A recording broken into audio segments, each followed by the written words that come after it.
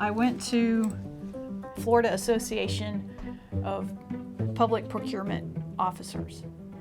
So the very first vendor, the very first person I met was the representative from OpenGov.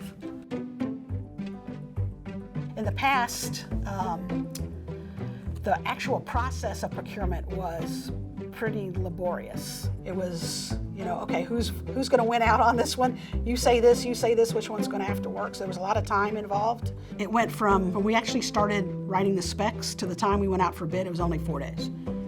And you never knew if you had the right version, the current version of the document. You'd email them back and forth.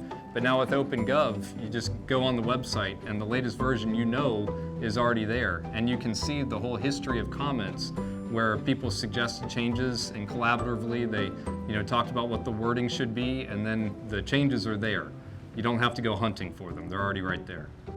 There may have been people that thought that it would distance us from our vendors, which, if anything, it's done the opposite. It's brought us closer into our vendors. All the components of those contracts are written into the OpenGov database such that when it's coming up for renewal or some of the underlying components need some sort of work or expiration, the system will generate automatic emails to those of us that are associated with those contracts. It's intuitive. I've been able to find stuff. The screen is easy to read. It all makes sense.